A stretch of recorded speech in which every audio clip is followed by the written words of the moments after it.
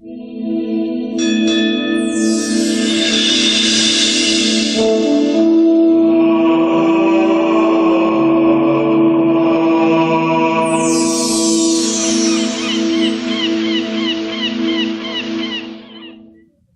nueva idea no concuerda con nuestra manera de hacer las cosas, pero creo que todos estamos de acuerdo en que mejorará drásticamente nuestras operaciones.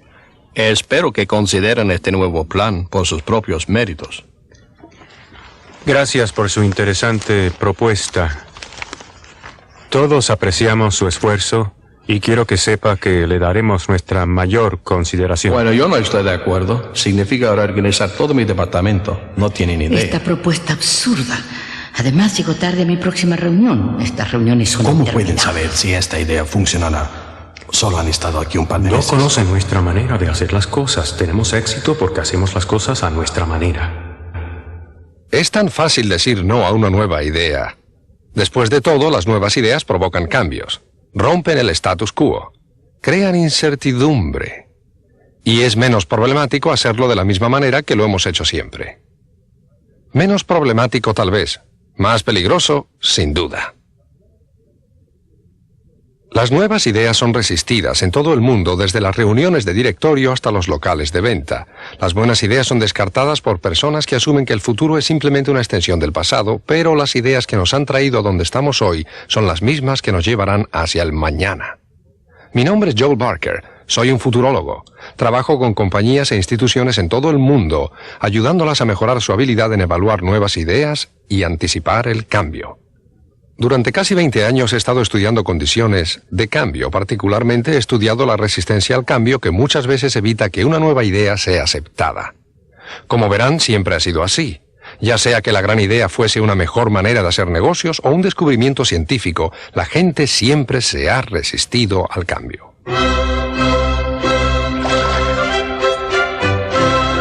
En Venecia, en el siglo XVI, ese fue el problema de Galileo. Él defendía la teoría de Copérnico, que sostenía que el Sol, no la Tierra, era el centro del sistema solar. Para probar esta teoría, Galileo llevó a las autoridades de entonces a la cima de esa torre, la Torre de San Marco. Y ahí, usando un telescopio más perfeccionado, les mostró los descubrimientos que había realizado observando el firmamento, verificando que la Tierra giraba alrededor del Sol y no el Sol alrededor de la Tierra. Esta sin duda fue una idea revolucionaria. Contradecía la observación obvia. Y de hecho se contradecía tanto con la opinión de las autoridades que Galileo fue amenazado con torturas para que se retractara de su posición. Y ustedes pensaban que tenían problemas tratando de vender sus ideas. Finalmente las ideas de Galileo triunfaron, pero la pregunta real es ¿por qué esa resistencia? Ya sea en el siglo XVI o en el siglo XX, ¿qué es lo que nos impide ver, aceptar y entender nuevas ideas? Piensen en algunas de las nuevas ideas que hemos observado en las 2 últimas décadas, desde la lucha de las minorías por sus derechos básicos hasta la obtención de estos derechos por ley. Desde computadoras inmensas que costaban millones de dólares hasta computadoras personales con la misma potencia a las cuales cualquiera puede acceder. Desde la actitud de que la calidad era un lujo para pocos hasta el hecho de que todos pueden obtener esa calidad. Estos y otra centena de cambios son más que simples mejoras. Son revoluciones. Cambian el mundo para siempre. Nos hacen reevaluar nuestros antiguos métodos de hacer las cosas. Nos abren la puerta a posibilidades nunca antes previstas. Nos liberan de las limitaciones. Sin embargo, cada una de estas ideas fue resistida en un principio por gente inteligente. Quiero preguntarles nuevamente, ¿qué es lo que nos impide aceptar ideas nuevas? Yo sé la respuesta a esa pregunta. Y una vez que ustedes sepan la respuesta, estarán más abiertos a las innovaciones, más capaces de encabezar cambios. Estarán listos para descubrir el futuro. Como ven, todo tiene que ver con paradigmas.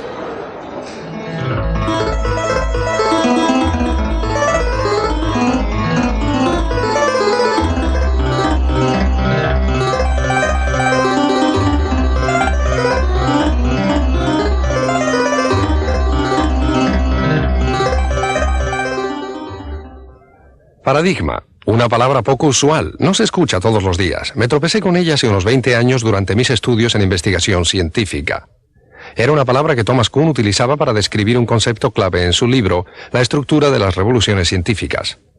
Si buscan la palabra paradigma en el diccionario Webster, encontrarán que su significado es patrón o modelo. Yo quiero darles otra definición. Los paradigmas son una serie de reglas y reglamentos que hacen dos cosas. Primero, establecen límites. En cierto sentido, eso es lo que hace un patrón, nos marca ciertos límites. Segundo, estas reglas y reglamentos nos explican cómo resolver exitosamente problemas dentro de esos mismos límites. En su libro, Thomas Kuhn investiga cómo los científicos cambian sus paradigmas en física, química o biología, y qué pasa cuando esto ocurre. Lo que él descubrió nos ayuda a explicar por qué muchas veces somos incapaces de anticipar cambios significativos. Lo que él descubrió puede ayudarnos a enfrentar los cambios de manera más efectiva. Entonces, ¿qué fue lo que descubrió? Kuhn descubrió que los paradigmas actúan como filtros que seleccionan los datos que llegan a la mente del científico. Aquellos datos que concuerdan con el paradigma del científico son reconocidos fácilmente. Lo que es más, los científicos ven este tipo de datos con gran claridad y comprensión. Y eso está bien. Pero Kuhn también descubrió un alarmante efecto negativo. Con algunos de los datos los científicos tenían gran dificultad. ¿Por qué? Porque esos datos no concordaban con las expectativas creadas por sus paradigmas. Y ciertamente, cuanto más imprevistos los datos, mayor era la dificultad de los científicos en percibirlos. En algunos casos simplemente ignoraban los datos inesperados. Otras veces distorsionaban esos datos hasta que se acomodaban a sus paradigmas, en vez de reconocer que constituían excepciones a la regla. Y en casos extremos, Kuhn descubrió que los científicos eran literalmente, fisiológicamente, incapaces de percibir datos imprevistos. En otras palabras, los datos eran invisibles. Poniéndolo en términos generales, los paradigmas filtran nuestras experiencias. En todo momento observamos el mundo a través de nuestros paradigmas. Constantemente elegimos aquellos datos que mejor se acomodan a nuestras normas y reglamentos, tratando de ignorar el resto. Como resultado, lo que es perfectamente obvio para una persona con un paradigma puede ser totalmente imperceptible para otra con un paradigma diferente. Yo llamo a este fenómeno el efecto paradigma. Y he observado repetidas veces que lo que Kuhn describe para los científicos es cierto para cualesquiera que haya sostenido estrictas reglas y normas en su vida. ¿Y quién no? En mi trabajo con compañías en todo el mundo he observado que el efecto paradigma puede cegar a los empresarios frente a nuevas oportunidades, hacer que los vendedores ignoren nuevos mercados y obstaculizar estrategias efectivas a nivel gerencial. Y puede impedir que cada uno de nosotros elabore soluciones creativas para problemas difíciles. Ya sea el ejército o el movimiento ecologista, la Asociación Médica Americana o la Liga de Mujeres Sufragistas, ya sea Citibank o IBM, cómo el entrenador le pega la pelota o cómo mamá limpia la cocina, nos enfrentamos con paradigmas en todo momento. Y yo creo que son nuestras reglas y reglamentos los que nos impiden anticipar exitosamente el futuro, porque tratamos de descubrir el futuro a través de nuestros viejos paradigmas. Y así, en los años 60 llegamos a la conclusión de que la gasolina sería siempre barata. 4 hijos eran la familia ideal. La televisión por cable nunca tendría éxito. Los productos japoneses siempre serían una basura. ¿Y cómo nos equivocamos? Nos equivocamos porque nuestros paradigmas tuvieron el poder de impedirnos ver lo que realmente estaba ocurriendo. Ustedes pueden pensar que esto es una interesante abstracción, así que me gustaría darles ejemplos concretos de cómo los paradigmas influyen en la manera que tenemos de ver y entender el mundo. Me gustaría comenzar con un ejemplo similar al que Thomas Kuhn cita en su libro. Utilizar elementos que la mayoría de ustedes conocen bien, un mazo de cartas. Lo que voy a hacer es mostrarles 8 cartas rápidamente. Quiero que las identifiquen en silencio a medida que las voy mostrando. Les daré un par de segundos entre carta y carta. ¿Listos? Vamos.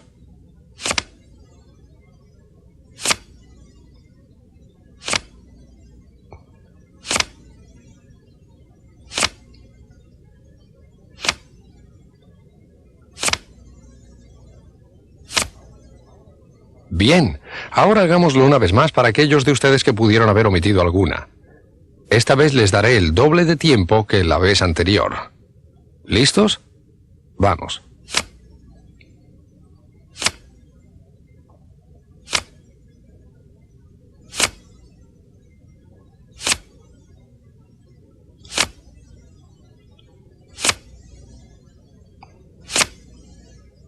Muy bien. Vamos a hacerlo una vez más solo para confirmar. Esta vez les daré 4 veces más tiempo que la vez anterior. ¿Listos? Vamos.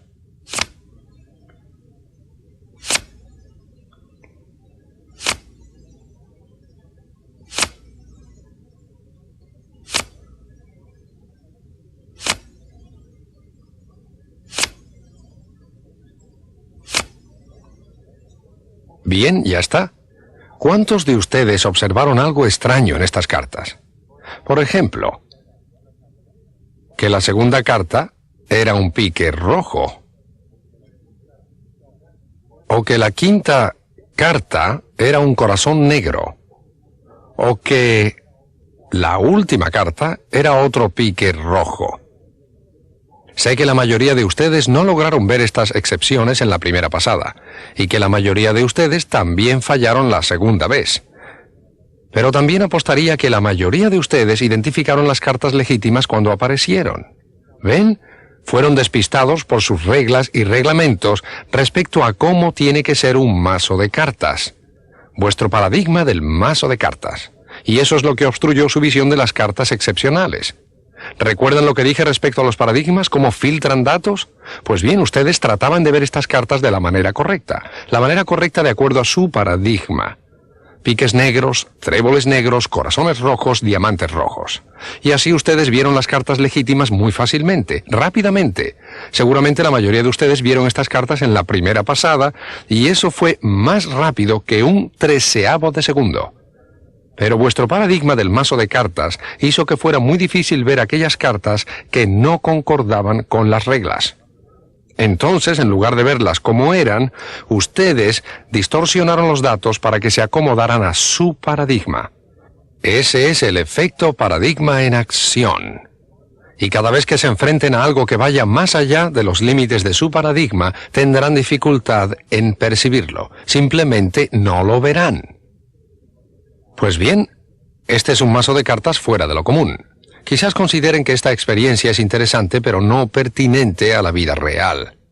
Entonces hablemos sobre paradigmas y la vida real.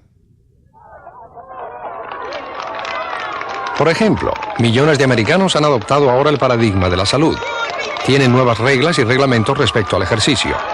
Pero ¿cuántos de ellos, cuántos de ustedes estarían dispuestos a correr 70 millas? Sí. Dije correr. Ahora bien, en la cultura occidental las palabras 70 millas y correr simplemente no van juntas. 70 millas y conducir sí, correr no. Pero en el norte de México, correr 70 millas es común entre los indios tarahumara. Lo hacen como parte de una celebración religiosa. Bien, ¿por qué es tan fácil para ellos e imposible para nosotros? Porque es uno de los paradigmas de los tarahumara. Ellos corren a todos lados, por diversión. ¿Pueden creer que nuestra maratón de 26 millas es solo un juego de niños para los tarahumara? Ahora bien, ustedes querrán argumentar que es algún tipo de diferencia genética, pero estoy dispuesto a apostar que si cualquiera de ustedes hubiera crecido en uno de esos pueblos, correría tal como lo hacen ellos, porque hubiese aprendido su paradigma de correr.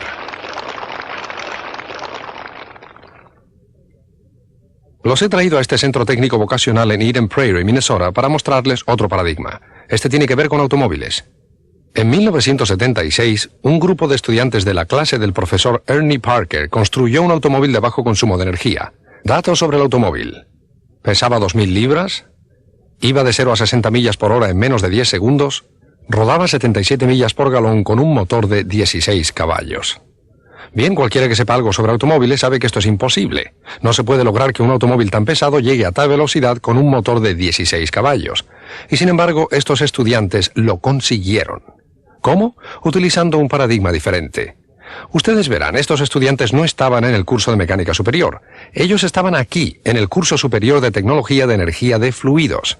Y ellos sabían que utilizando su paradigma podrían almacenar y reutilizar la energía que los automóviles comúnmente desechan. Y fue así. Realmente es un diseño muy sencillo. Cuando el auto frena, no lo hace con los frenos clásicos que generan calor y fricción. En su lugar, las ruedas traseras activan una bomba hidráulica que bombea fluido hidráulico a esta caja de almacenamiento, la cual genera presión. Bien, al incrementar esta presión se crea resistencia y eso frena el automóvil. Cuando el automóvil se detiene ante una señal de pare, el motor no marcha en vacío. Por el contrario, continúa funcionando al 80% de su capacidad y así el motor pone a funcionar la bomba hidráulica que bombea más fluido y presión en la caja de almacenamiento.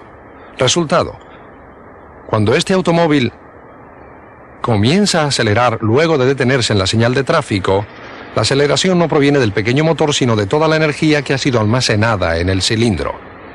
Dejen que les muestre. Puedo acelerar sin necesidad de encender el motor. Es así que el pequeño motor simplemente mantiene la velocidad del automóvil y puede hacerlo obteniendo más de 70 millas por galón. No está nada mal. Entonces, la pregunta del paradigma es esta.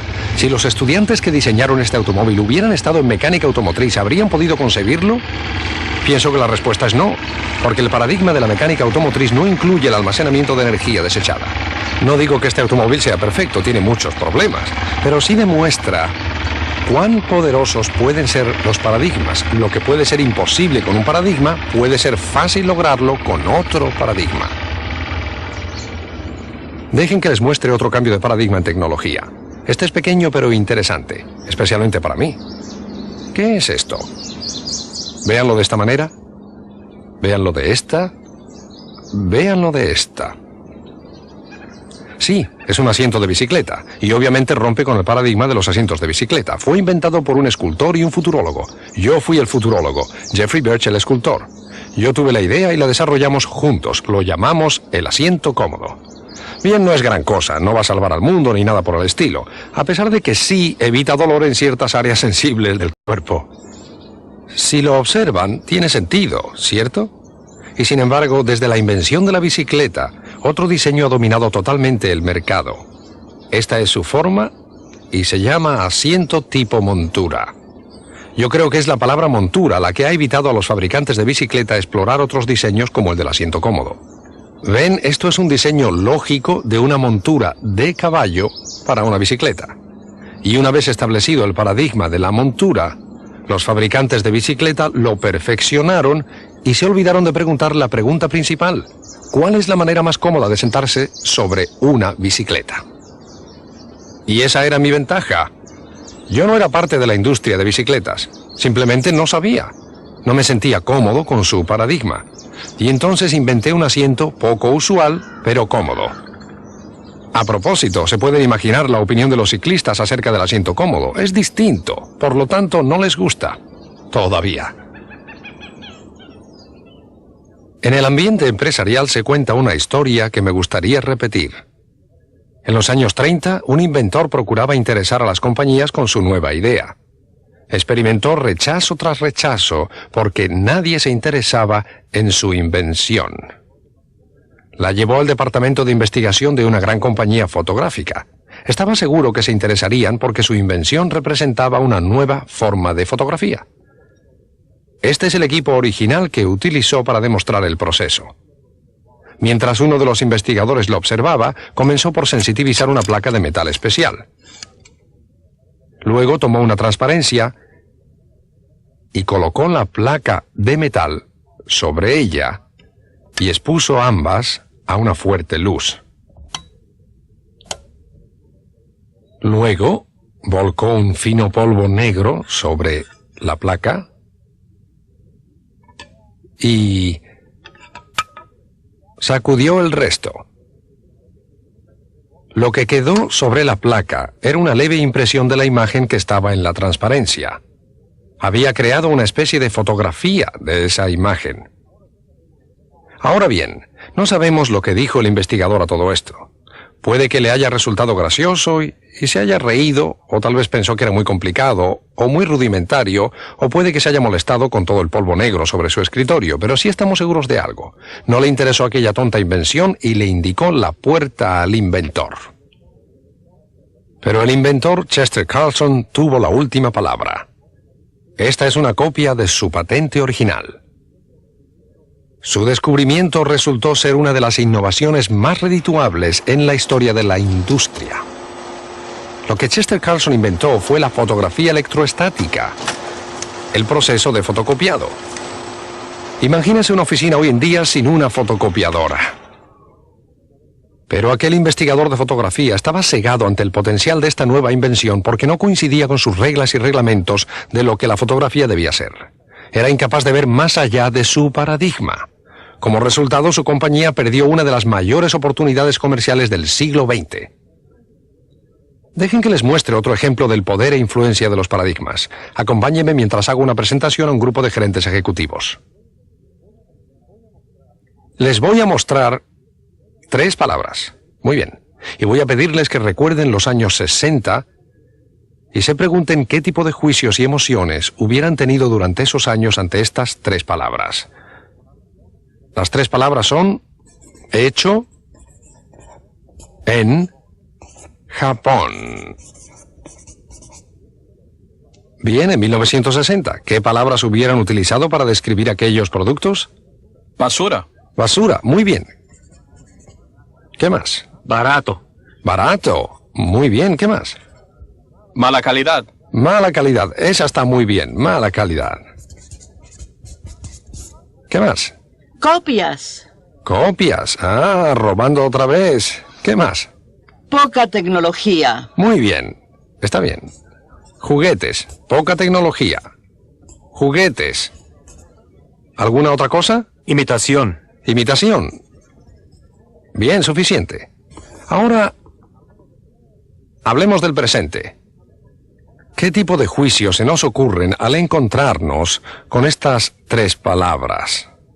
Hecho en Japón. Excelente calidad. Excelente calidad. Bien, ¿qué más? Alta tecnología. Alta tecnología. Ajá, eso está bien. ¿Qué más? Caro. Caro. Pasamos de barato a caro. Bien, otra.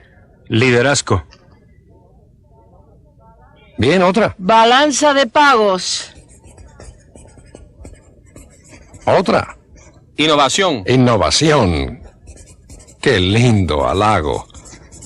¿Algo más? Muy bien. Esto es suficiente. ¿Se dan cuenta que lo más interesante de esto son los contrastes? En muchos casos nombraron opuestos. Lo que ocurría en los años 60 ha cambiado drásticamente en los 80. Y el punto principal aquí es este. Lo que esto representa, yo creo, es un cambio de paradigmas.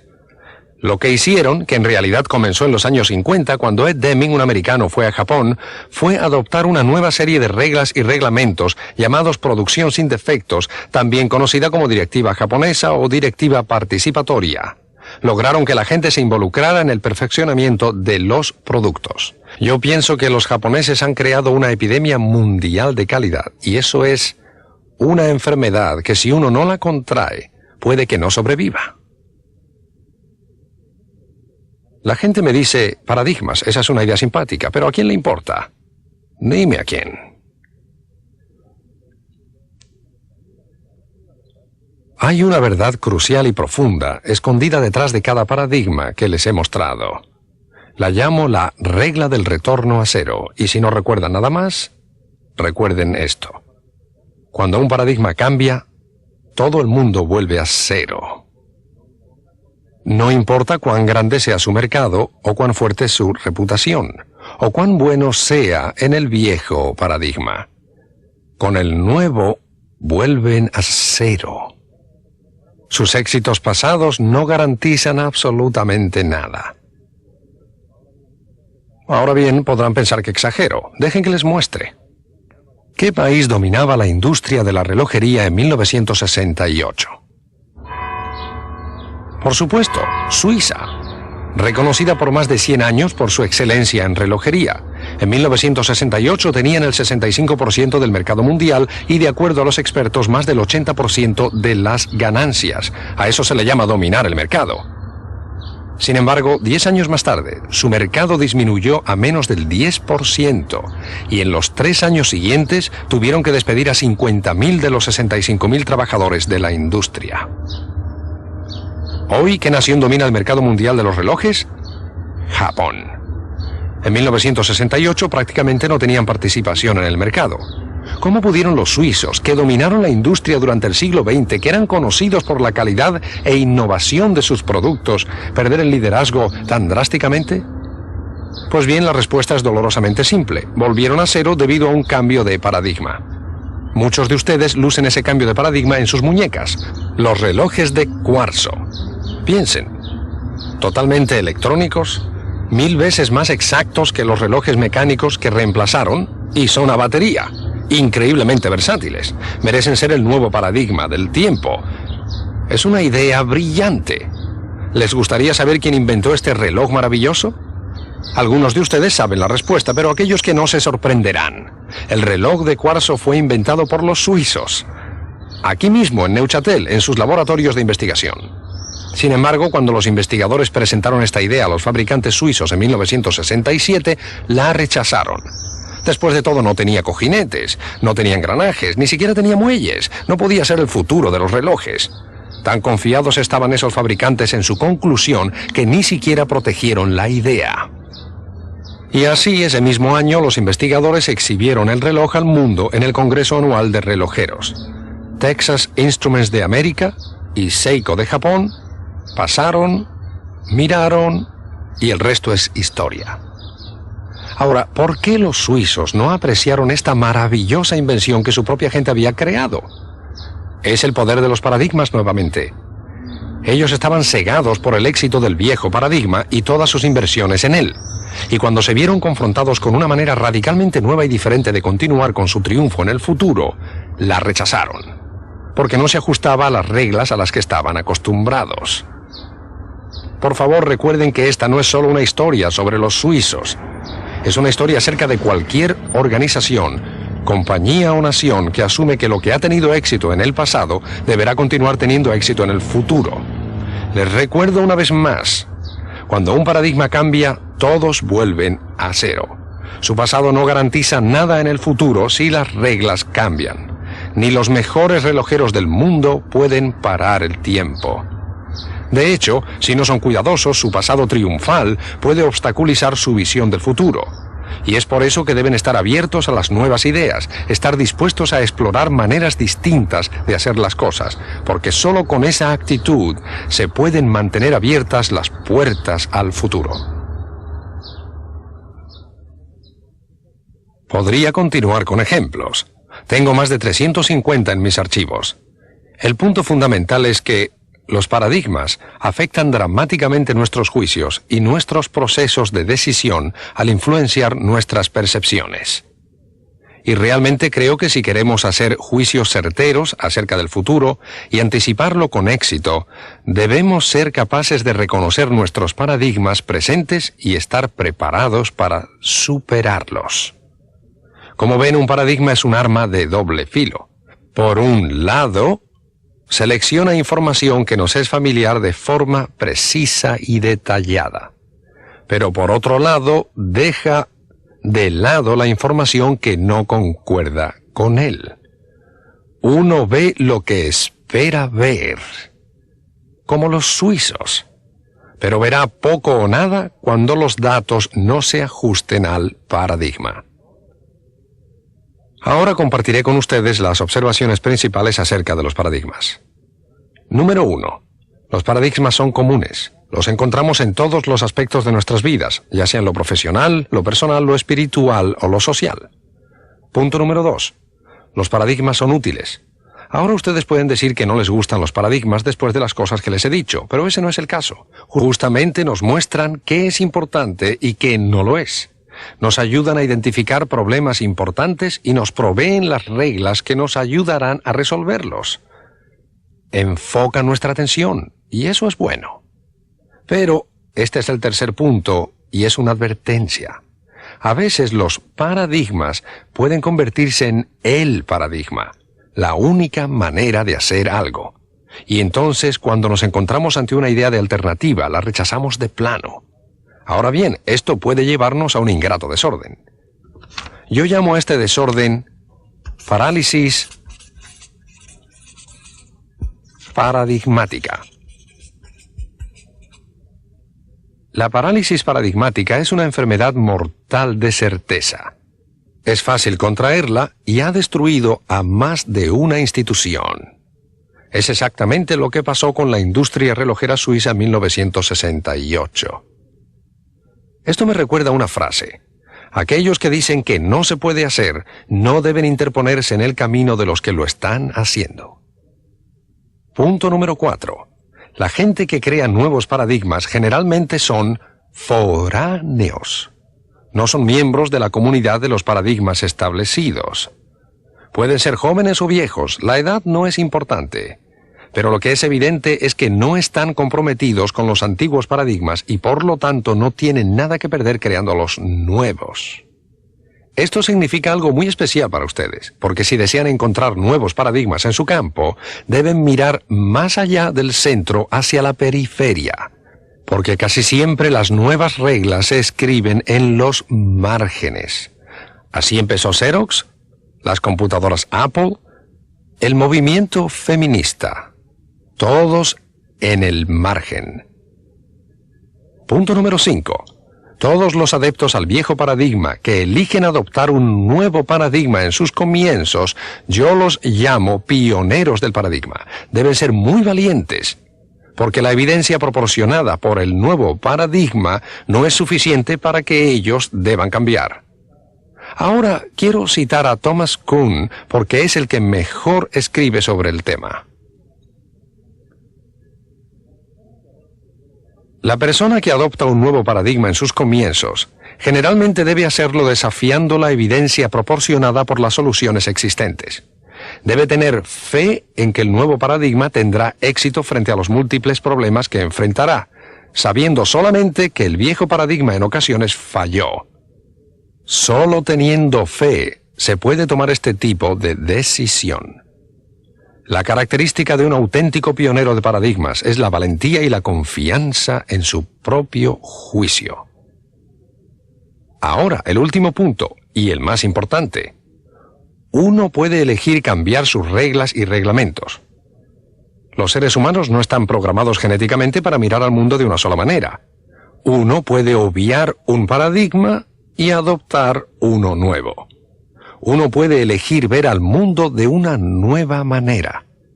Por eso soy optimista respecto al futuro.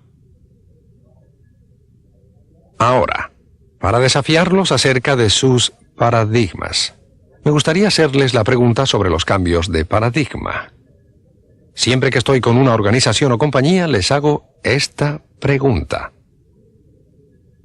¿Qué resultaría imposible hacer hoy en día en su compañía, pero que de hacerlo cambiaría radicalmente lo que usted hace?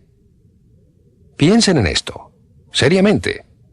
Háganse la pregunta, jueguen con ella, pero háganla regularmente, en toda la compañía, porque las respuestas a esa pregunta los conducirá a los márgenes de su paradigma, y una vez allí, estarán listos para ver los próximos paradigmas. Recuerden, lo que es imposible hoy en día puede ser la norma del mañana, y el desafío consiste en ayudar a que ello suceda o estar preparado a ser un pionero. Hay una historia que me gustaría contarles. Había una vez un hombre joven con un automóvil muy veloz que le encantaba conducir por caminos poco transitados.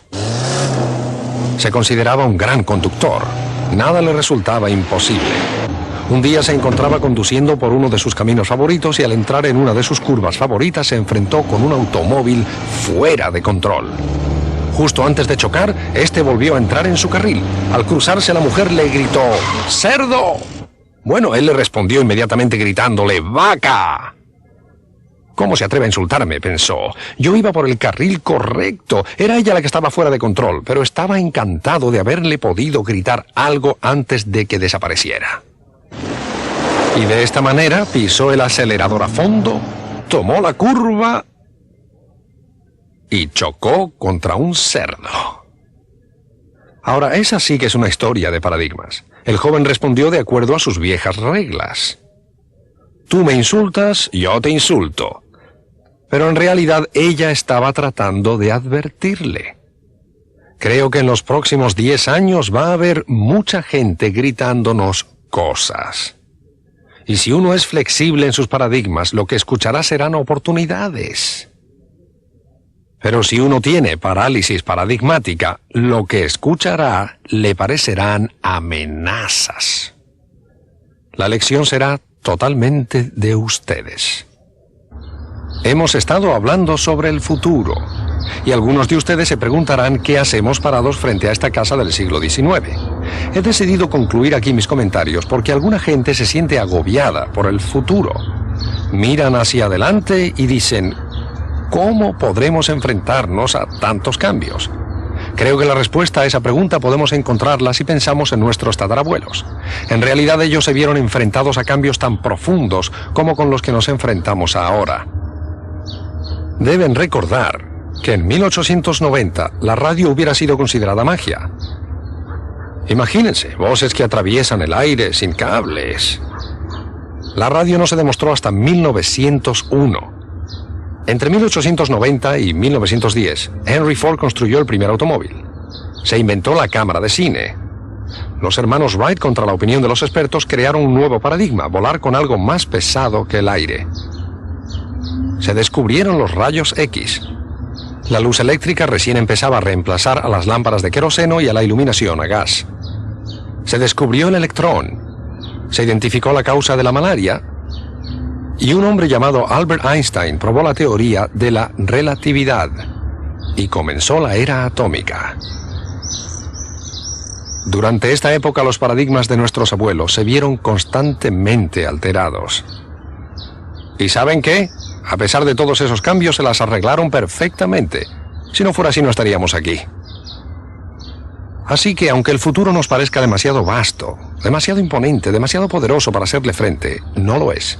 Nosotros como seres humanos hemos demostrado en repetidas ocasiones nuestra capacidad para crear y hacerle frente a los cambios de paradigma. Siempre existirá otra solución al problema. Siempre habrá otra puerta que nos conduzca al futuro. Y de la misma manera que fue para nuestros abuelos, yo tengo la seguridad que del otro lado de esa puerta existen las oportunidades para aquellos de nosotros que estamos dispuestos a ser flexibles, que nos permitirán vivir una vida feliz y productiva.